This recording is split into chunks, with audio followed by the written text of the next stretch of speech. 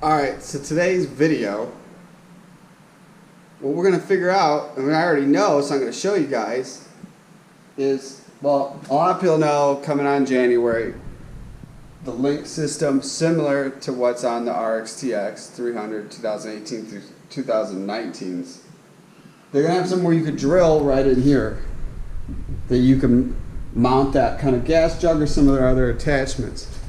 Now what I've talked about in past videos is how this is only 3 gallons of fuel, a little over like 3 gallons of fuel. It's not a lot of fuel. This jug can't, it's complex to open this up to put it in the nozzle, let alone it's just not enough fuel. 3 gallons, I mean, to drill into your jet ski to put only 3 gallons of gas in the back, it just doesn't make that much sense. To me, in my opinion. I'm still going to install it no matter what to do a video, so.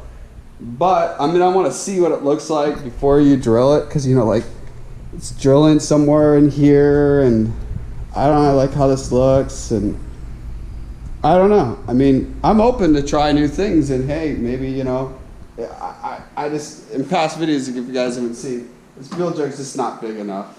It's just, it should be like at least 5 gallons. No question asked, is what it should have been. I mean, it's nice how it's like easy to carry and stuff. And I just don't think it's the option. So what I've been thinking about, and I've done this probably like, when I came up with this a couple months ago, and I really not thought of doing a video with it, which I should have. So what I'm going to show you guys is how you can put 5 gallons onto this. Real easy, like another video of how I showed it. You put another 5 gallons of gas on the RXT-X.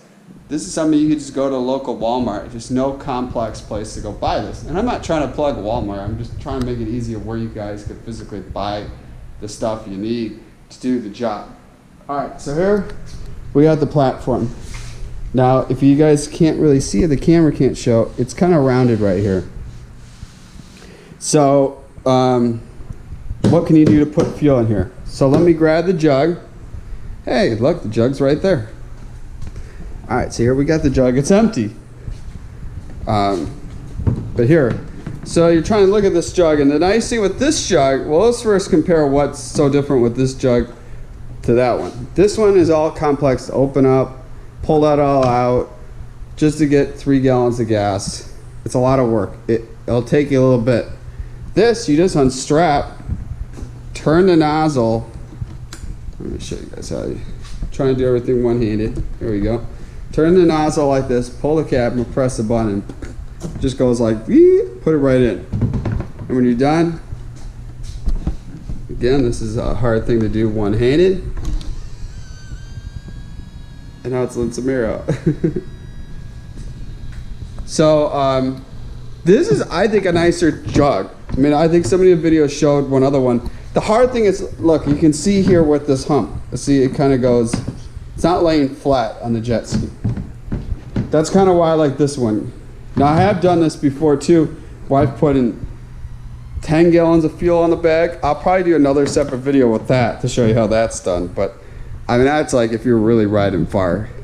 The hard thing is when you have the 10 gallons on the back, it's more complex of unstrapping it, because then, you know, it's not that hard. But I manage what kind of water you're in if you want to be sticking your hands all around, you know. But anyways, let's start going on how you do this. Alright, so the difference between both jet skis is, see, like, you got, this is a tie down, and there's little areas here. Well, here all you got is, this would be like a tie down, or, you know, like for pulling somebody on a tube or whatnot. So what we're going to use is this right here, and then there's one right here, and there's one right here. Now, I don't find using the bungee cords is the smartest thing with this, which it could be used. The hard thing is if you really want to get tightened down, you could do bungee cords. I found to use these straps. And again, these straps I bought at Walmart. They're similar to like the ones that I have to say. Well, I think they are the exact same ones, similar to what are on, came with my trailer. So it's really easy to do this. So what you want to do is you press a button on this and it retracts it back in. Well, obviously you want to use the end that, like this, is up here, not down in the water. So let me try doing this one-handed and see if we can do it.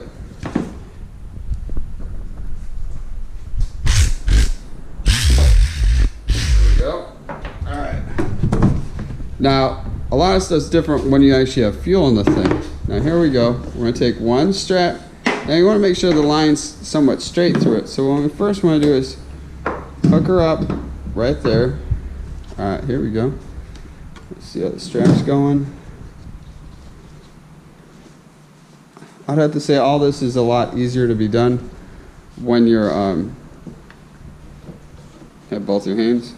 So the first strap we're gonna do is go sideways right here. I'm gonna press the button to tighten it up. Right, again, it's harder doing one-handed. All right, here we go. So I press the button, tightens up. All right, now we're gonna go out to the next strap. So we'll hook this one up. Let's see, here's the end. Tighten here. If you look, it's on there. I mean, it's, you know, this is why I use this one with these kind of straps, because you might have to continuously tighten it. But if you look how it's mounted on there, I mean, it's rubbing a tad there. I've never had any type of damage or anything. But I mean, this is, I wouldn't mind with something like this unless you're like, you know, you need extra fuel or there's a chance there's on marina. But look how easy something like this is to use. The big thing with these straps, like you go in the ocean, you want to spray some stuff on it so it doesn't like rust and whatnot, because it could over time have issues. But if you look at the setup of this, so using here, and the nice thing is you could have this pre-set up before you go riding. But no, I think this is like an awesome setup to have more fuel on this. And look at this, you don't have to wait till January to get something. I know people comment all saying, you know, the RXP X's or whatnot, they want to get the new link system. I've owned it. You need it on that to put more fuel on. But otherwise, I don't really like that gas jug at all. I'm hoping Sea Doo improves on it. That's why I'm actually on the fence, seeing if I would mount that, because if it comes to where I'm mounting this, it might jeopardize where you can't strap it down correctly, or it might have it sit up higher where it's not resting on the jet ski at all. So I kind of want to see the kit before it comes out installing it. Right now, if this was an option to have fuel on the jet ski, here she is right here, and it's all ready to go. And the nice thing, look at this, I pull hard. It's not going nowhere. I mean, I'm yanking hard, it's not doing anything. So I mean, I think it's cool to have this kind of setup with having more fuel. I hope this gives people an option of something to do if somebody didn't already think of this. But to me, all the times riding since I bought the RXP X was always that my selling part, why I first bought the RXT-X, was that you could have the fuel and have an option when you're traveling farther. When you look at it, this already has it and you didn't have to spend a lot of money getting it. I think the total is like 60, 70 bucks.